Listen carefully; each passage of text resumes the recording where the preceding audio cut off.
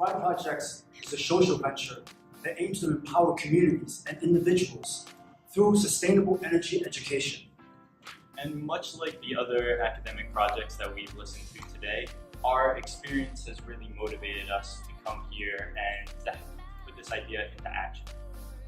And what's different with our organization versus others? There's really no difference, because all organizations are based on a path of trial and error. In our case, honestly, it's been a lot of trial and a lot of error, and it's still a learning process today.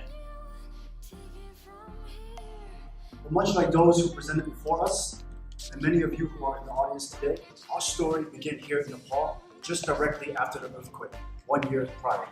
And as much as this is our story and our social enterprise, this is just as much about you and people of Nepal who have come back and are beginning to rebuild stronger and better than they were before. It is the strength and the resilience that I've witnessed here that empowered me to start Thrive Projects. And this is where our story begins. And I still remember last year when Brian returned from his relief tour here in Nepal. He came back to our alma mater, Syracuse University, with pictures of devastation and really something that awed me, feeling that we had to do something. And so he united me and our co-founder Josh, who can't be here today, and 22 other passionate students at Syracuse University to come up with a plan that we can come back and present to you on how we can help the Nepali people rebuild. And together, we have started raising awareness and then finding engineers to refine our Spark Unit.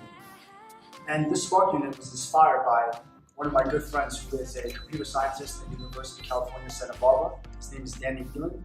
And it's also his vision as well that we bring this type of sustainable energy solution, not just to Nepal, but to everyone in the world. And with the Spark system that you can see behind us, we can provide power to remote communities. We can help them charge their phones in case of a disaster, or just have a light to read at night. But not only for power and also establish communication, but also to power initiatives such as telemedicine, and also to power medical initiatives for light-duty medical devices for those who are incapable in remote areas. So we saw this as a powerful idea. So we went to work. We started fundraising like many of you social entrepreneurs might know. It doesn't come easy. We started raising money through GoFundMe and our social networks and our friends.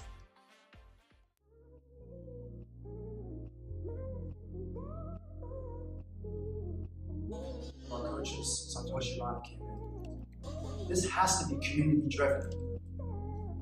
This has to be what the people want. She told us that it was going to take the community to make this a reality long after we've left them with the knowledge and the technology. And like all good students, we must be coachable. So we step back, and then we ask ourselves, what do we have to do to make our vision a community-focused vision? We're asking the communities on a local level. We're going to the women's groups, the youth groups, we're going to the elderly homes, and we're asking them what they need, what they really, truly need to rebuild better than they were before. We're using our signature Spark Unit, which is also called Solar Power Auxiliary Kiosk, as a platform to transfer this invaluable, critical vocational knowledge. Because we think every kid should be able to learn how to build this, to have access to this simple information, so that way they can power on light and read it. That's right. Not just kids in Nepal, but every kid around the world deserves a chance to better their lives and to better their futures for generations to come. My experience, empowerment looks like really diving into a community and asking what they need is, to really hone in on the availability of human capital, and to really drive and motivate innovation and creativity. And that's been part of the benefit of being a young startup, is that we get to interact on these local levels. We get to learn the ins and the outs of the communities and develop strategies that are both detail-oriented and compassionate for these people. That means teaching them how to help themselves, not only with the youth, but also in elderly homes. You know, we do understand that we cannot solve every single problem. But with the help of the communities that we're serving, we're building a collective solution that is going to benefit everyone in the long run. No one knows these communities and their needs better than the people who live there every day. Organizations that look for community-based solutions that don't just last for a day, a week, a month, but spanning an entire lifetime to pass on to generations. So this is what we're doing. We're going in and we're doing educational programs, vocational training.